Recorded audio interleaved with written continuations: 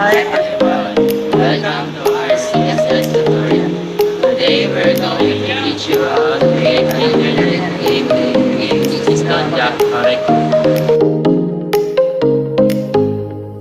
Before we start, we first need to identify the two color standard T568A and T568. We also need several tools such as a LAN cable, crimping tool, wire stripper, punch down tool, LAN tester, and keystone jack.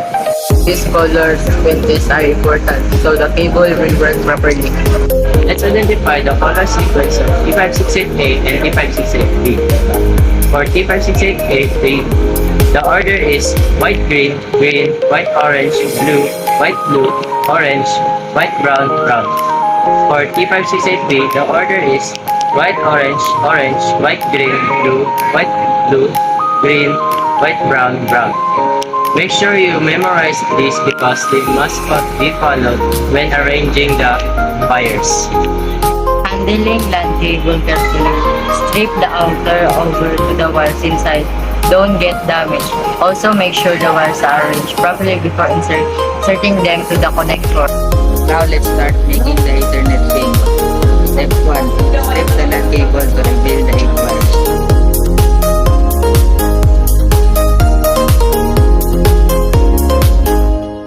Step 2. Arrange the wires based on the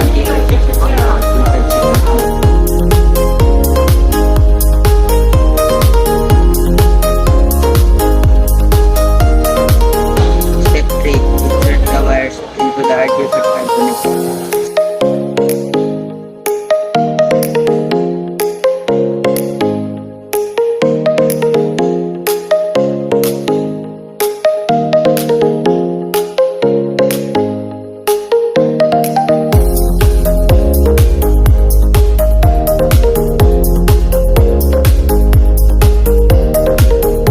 Step 4.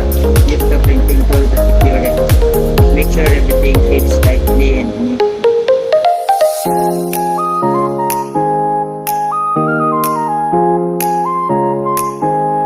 After crimping, test the cable using a LAN tester. If all lights turn on and match, the cable is working. If some lights don't light up,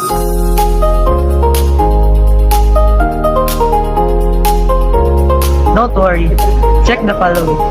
Did you follow the color sequence? Are the wires inserted fully? Is the connector crimped properly? Fix it if needed. Then test again. Is not long enough, we can attach a keystone jack. Keep the wires, follow the color, guide on the keystone, and use a punch down tool to secure them.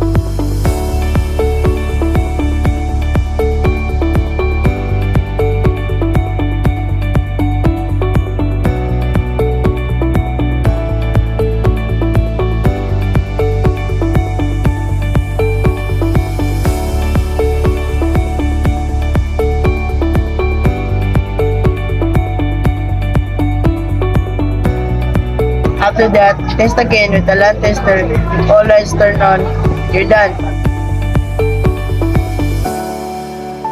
Congratulations. Thank you for watching our CSS tutorial and we hope you learned something useful today.